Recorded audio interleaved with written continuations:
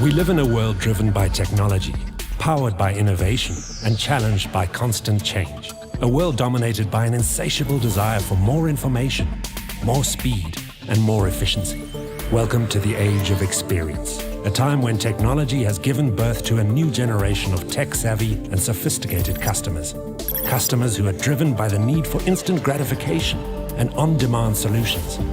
Customers who've become accustomed to always being online, in touch, and in control, and they expect you to do the same. As businesses around the globe attempt to traverse this frenetic new landscape, leaders are challenged with the seemingly impossible task of finding innovative solutions that drive competitive advantage.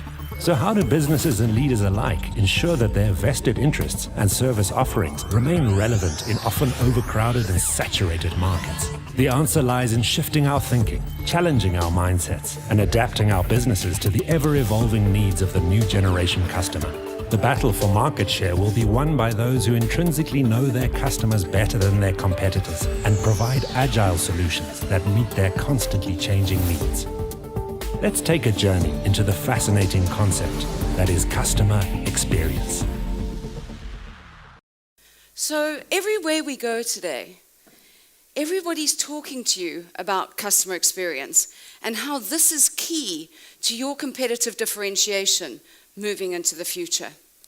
I'm sure, like me, every time you go onto social media, you open a magazine or anything else, everybody's talking about how successful Airbnb or Uber or Apple or Disney have been using customer experience to drive their sales, reduce customer churn, and increase loyalty.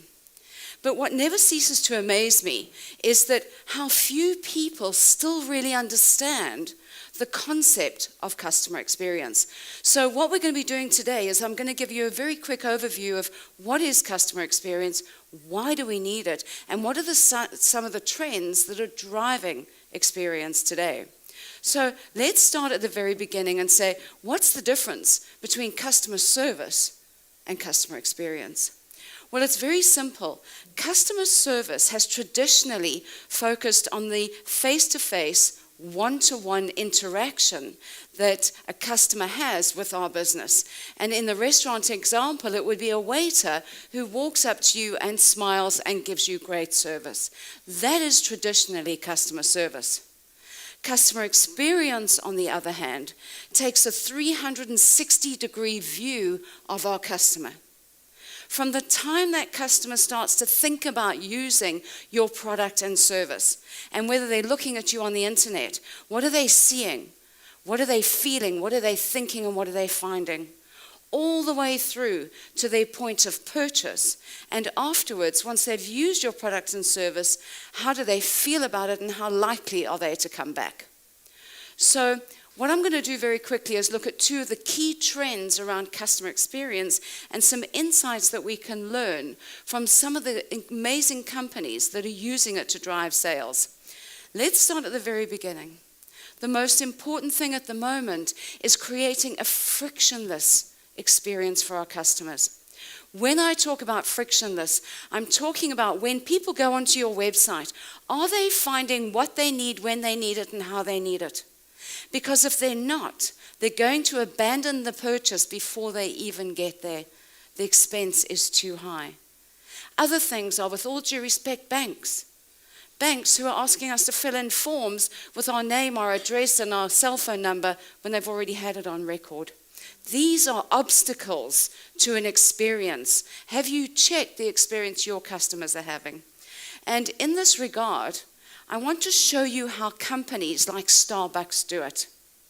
We think we walk into Starbucks and we buy a cup of coffee.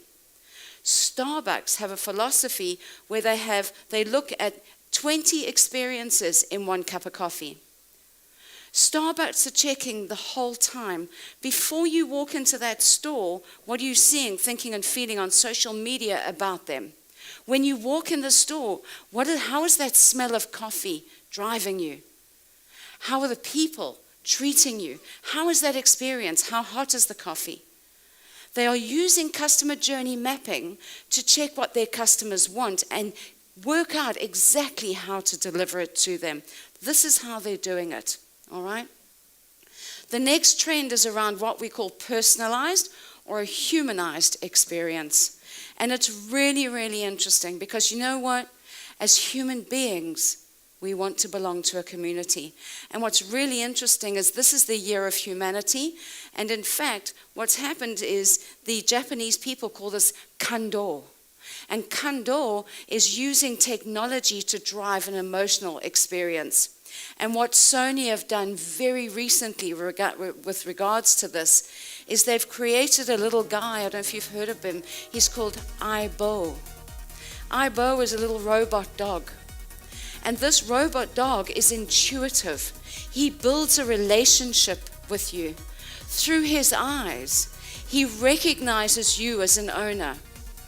And he begins to love you. If you tap him on the head, he remembers that he likes that and he smiles.